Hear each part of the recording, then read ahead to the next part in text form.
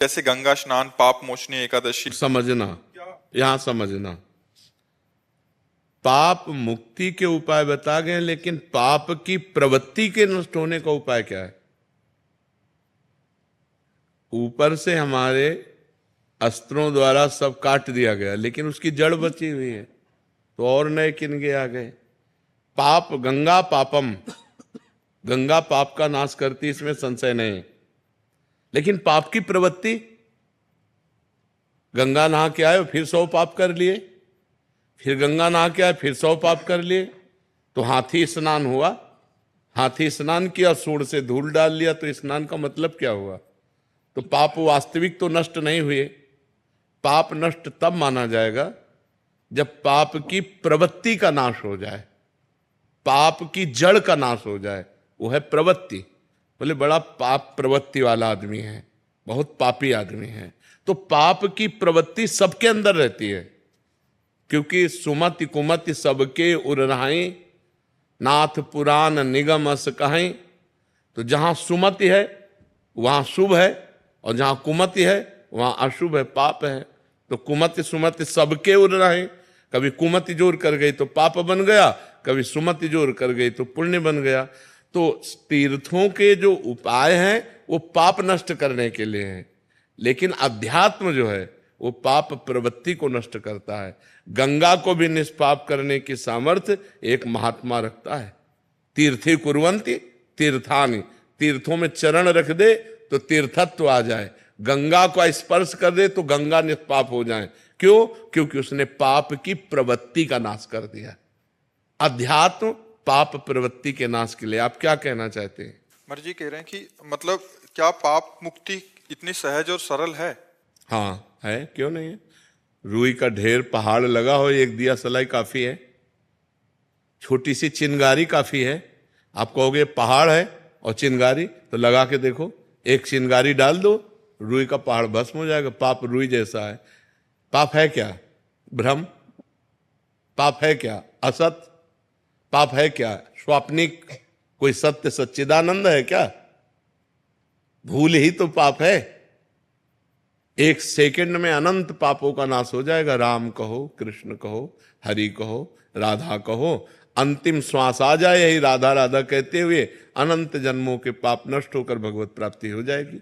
अजामिल ने पुत्र के बहाने से नारायण पुकारा तो भगवत पार्षद आ गए और उसको परम पद की प्राप्ति हुई। जीवन भर वैश्यागमन किया, जीवन भर पाप किया, और अंतिम समय पुत्र के बुलाने में, पुत्र का नाम नारायण था, तो बुलाया नारायण, बस इतने से काम हो गया। तो जड़ से पाप की प्रवृत्ति का नाश करने के लिए हमें नाम जप करना चाहिए, हमें शास्त्रों का सार समझना चाहिए। भगवद स्मृति, भगवद स्मृति का तार, राम राम राम, राधा राधा राधा राधा, कृष्ण कृष्ण कृष्ण। जो नाम प्रिय हो निरंतर उसको चलाओ, निष्पाप होकर इस लोक में परलोक में सब आनंद ही आनंद रहेगा। नाम जपत मंगल दिशि दशहु, दसों दिशाएं मंगलमयी होंगी। इस कलिकाल में और कोई साधन नहीं है, सच्ची मान लीजिए, एक ही साधन है, हरिर नामयु हरिर नामयु हरिर नामयु केवलम, कलौ नास्तेव नास्तेव नास्तेव गति अन्यथा। कलयुग में कोई और गति नहीं, और कोई गति नहीं, और कोई गति नहीं, केवल हरि का नाम है, भगवान का नाम है। जितना नाम जप करोगे उतना मंगल होगा, नाम जप नहीं करोगे तो मंगल नहीं होगा। अगर गंगा जी का सेवन करते हो और नाम जप नहीं करते हो तो पाप नहीं रोक सकते तुम। देख लो प्रवृत्ति कैसे नष्ट होगी। गंगा जी से पाप प्रवृत्ति नष्ट नहीं होती, पाप प्रवृत्ति नष्ट होती भगवान के सुमिरन से, जिनके चरणों से गंगा जी निकली। गंगा जी कौन है? भगवान का चरणामृत। गांगम वारी मनोहारी मुरारी चरणच्युतम त्रिपुरारि शिरश्चारी। जो गंगा जी हैं वो भगवान श्री हरि का चरणामृत है। वामन अवतार में जब भगवान ने अपना चरण बढ़ाया, ब्रह्मलोक गया, तो ब्रह्मलोक में ब्रह्मा जी ने जब चरण की अगवानी करके प्रक्षालन किया और अपने कमंडल में डाला, तो वही भागीरथी गंगा जी हुई। भगीरथ लाए इसलिए भागीरथी कहा गया। तो हमें चाहिए भगवान का नाम स्मरण करते हुए तीर्थ अवगाहन करें, या खेती किसानी करें या व्यापार करें या नौकरी करें, वो सब समान है। अगर हम धर्म से किसानी करते हैं, धर्म से व्यापार करते हैं और नाम जप करते हैं तो बिना गंगा नहाए भी भगवत प्राप्ति हो जाएगी। और गंगा नहाते हैं और मनमानी आचरण करते हैं, पाप करते हैं, तो गंगा नहाते हुए भी आपको नरक जाना पड़ेगा। पक्की बात समझ लो। चाहे जितने तीर्थ हैं वो सब तीर्थपाद भगवान के हैं, बिना भगवान का स्मरण किए हुए जीव का परम कल्याण नहीं हो सकता। हाँ, भगवान का स्मरण करते हुए गंगा स्नान करे, लाखों गुना पुण्य बढ़ करके प्राप्त होगा। अगर भगवान का स्मरण नहीं तो प्रपंच की बात की, गोता लगाया और चले गए। चिंतन नहीं है, चिंतन का खास बात है, चिंतन की खास। देखो, ये बड़े बड़ों से गलती होती है। नलकुबर मणिग्रीव कुबेर के पुत्र हैं और देवगंगा अलकनंदा में मदिरा पान करके अप्सराओं के साथ नंगे खड़े थे। तभी देवर्षि नारद जी ने जब देखा तो बहुत गुस्सा आई और कहा, तुम कुबेर के पुत्र होकर इस तरह अभद्र व्यवहार करते हो, वृक्ष की तरह ऐसे खड़े, जाओ मैं तुम्हें साप देता हूं, वृक्ष हो जाओ, वृक्ष योनि को प्राप्त हो। तो जब वो चरणों में गिरे तो उनका वृक्ष तो बनो पर नंदालय के बनो।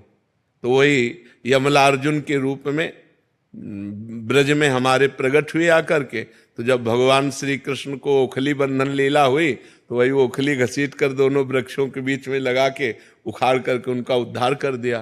तो अगर भजन नहीं है तो कुबेर के पुत्र हैं, देवताओं में श्रेष्ठ कुबेर जी हैं, उनके पुत्र हैं, लेकिन कितना गलत काम कर रहे हैं। धनाध्यक्ष कुबेर के पुत्र होते हुए भी गंगा जी में नंगे खड़े होकर शराब पीकर अप्सराओं के साथ उद्दंडता, तभी तो देवर्षि नारद जी ने शाप दिया था। तो आप समझो कि अगर आप गंगा जी का सेवन करते हो तो आपके आचरण भी पवित्र होने चाहिए। एक गंगा जी की महिमा सुनी कि गंगा स्नान करने से 100 यज्ञों का फल मिलता है, तो वैश्यागमन करने लगे। तो जब उनसे कोई बात करता तो कहते 100 यज्ञों का फल मिलता है, रोज गंगा नहाता हूं, 1-2 यज्ञ का चला जाएगा वैश्यागमन से, लेकिन हमारे पास बहुत पुण्य है। तो गंगा जी एक दिन उसको ज्ञान देने के लिए बालिका के रूप में एक सफेद कपड़ा लेकर बार बार गंगा जल में डुबोती और फिर ऐसे बालू में गंदा कर देती, फिर गंगा जल में डुबोती।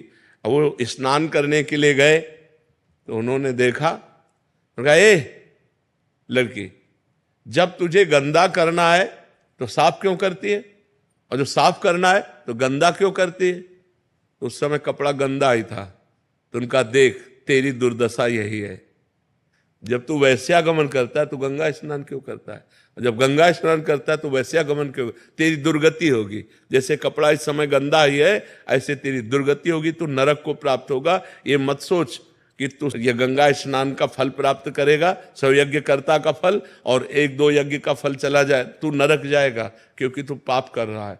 तो गंगा स्नान का मतलब है आपकी बुद्धि शुद्ध हो, आपकी पाप प्रवृत्ति नष्ट हो, आपका भगवत स्मरण बने, आपके गलत आचरण रुके, तभी इन तीर्थों के अवगाहन का फल है। ये लोग तीर्थों में जाते हैं, तीर्थों का आनंद लेने थोड़ी जाते हैं, मनोरंजन करने जाते हैं। तीर्थ कैसे जाया जाता है, उपवास करके रहा जाता है 1-2 दिन, बहुत नम्र दैन्य, नाम जप, पवित्र। अब यहाँ होटल बुक करवा के धामों में और बेविचार करते हैं, मदिरा पीते हैं, मनमानी आते, तो ये तीर्थ अवगाहन थोड़ी हुआ, ये तो घोर पाप हो गया जो घोर नरकों में ले जाने वाला है। आजकल हरिद्वार, काशी, वृंदावन लोग भाव से तो 2-4 आते होंगे, नहीं तो मनोरंजन करने आते हैं और गंगा किनारे बैठ करके अपनी मनमानी आचरण करते हैं, खान पान बेविचार नाना प्रकार। तो इससे क्या होगा, और पाप दृढ़ हो गया, घोर दुर्गति होगी। तो जब तक पाप की प्रवृत्ति का नाश ना हो तब तक तीर्थों के अवगाहन का कोई फल नहीं मिला। इसीलिए भगवान ने कहा है, जो तुम्हारा प्रश्न बहुत सावधानी सुनना, व्रतांसि यज्ञ छन्दांसि तीर्था नियमा यमा यथा वरुंधेत सत्संगा सर्वसंगोपहमाम। मेरे को वश में करने के लिए तीर्थ अवगाहन, व्रत, नियम, धर्म, ये सब में एक ही बात है, महापुरुषों का संग। क्योंकि संत संग से प्रवृत्ति जो हमारी गलत है वो त्याग हो जाती है, पाप की प्रवृत्ति का नाश। अब आप एकादशी रहते हो, मनमानी आचरण करते हैं तो आपकी दुर्गति होगी। आप तीर्थयाटन करते हैं, आप गृहस्थ धर्म का पालन करते हैं, आप और भी सब, लेकिन मनमानी आचरण करते हैं, पाप करते हैं, तो आपकी दुर्गति होगी। तो सत्संग के द्वारा बुद्धि का भगवान में लग जाना, इससे बड़ा कोई का फल नहीं है। भगवान शंकर जी कहते हैं, उमा संत समागम सम न लाभ कछुआन। क्यों? क्योंकि उससे हमारी बुद्धि का परिवर्तन होता है। हजारों लोग ऐसे हैं जो आकर के बताते हैं कि मुझे 1 साल हो गया, 2 साल हो गया, सब गंदे आचरण छोड़ दिए और नाम जप करता हूं, आज आपके दर्शन हुए। तो वाणी सत्संग की सुधार पहले कर दिया और मिलाया बाद में आकर के। तो सब तीर्थों के अवगाहन का फल, सब धर्म के कर्म का फल एक ही है कि आपकी पाप प्रवृत्ति नष्ट हो जाए, आपसे पाप आचरण होना बंद हो जाए, तो बात ठीक रहे। नहीं तो क्या फायदा, सब कर रहे हैं और फिर वही पाप आचरण कर रहे हैं, तो उससे कोई लाभ नहीं मिला। तो हमारे जो सदग्रंथों का लक्ष्य है वो है भगवान का स्मरण, अखंड स्मृति, हरिशरणम हरिशरणम, राधा राधा राधा। अगर ये है तो सब फल मिल गया। नहीं तो सो सब धर्म कर्म जर जाऊ, सो सब धर्म कर्म जर जाऊ, जहां न राम पद पंकज भाऊ। जोग कुजोग ज्ञान अज्ञानु, जहां नहीं राम प्रेम प्रधानु। अगर भगवान के चरणों में प्रेम नहीं तो जोग कुजोग है, वो ज्ञान अज्ञान है, वो धर्म कर्म आग लग जाए जिसमें भगवान के नाम में न प्रेम हो, भगवान के चरणों में न प्रेम हो। महाराज जी इसमें एक प्रश्न है कि महाराज जी क्या तीर्थ याटन या स्नान आदि या व्रत आदि नहीं करना चाहिए? ये करना चाहिए पर पाप त्याग कर।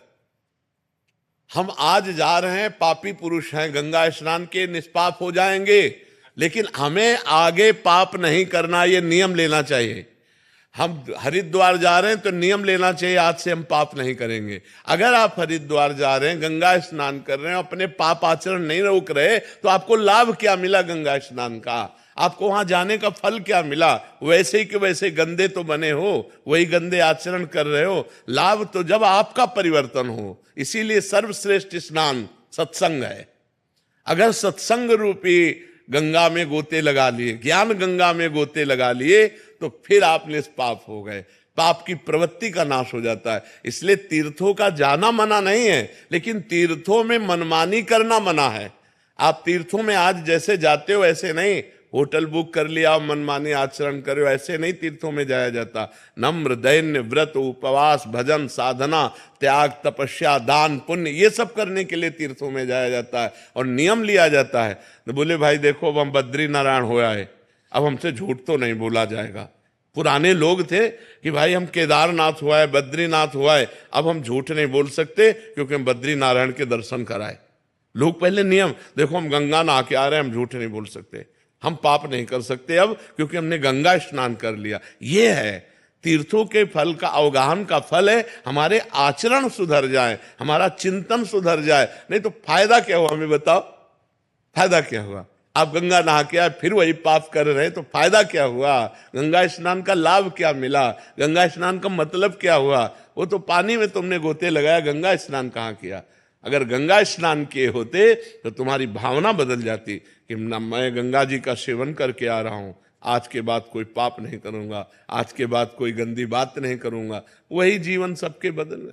देखो यहाँ धाम आए हो भगवान के, जहाँ करोड़ों गंगा जी समानता नहीं कर सकती, क्योंकि जिनके चरणों से गंगा जी निकली वो स्वयं यहाँ प्रकट हुए, यहाँ खेले, यहाँ उनकी चरण रज, यहाँ उनका संपूर्ण जीवन भगवान का बाल लीला तो भगवान की है संपूर्ण हुई ना, भगवान का वृंदावन धाम है। यहाँ आकर कितना लाभ लोग लेते हैं।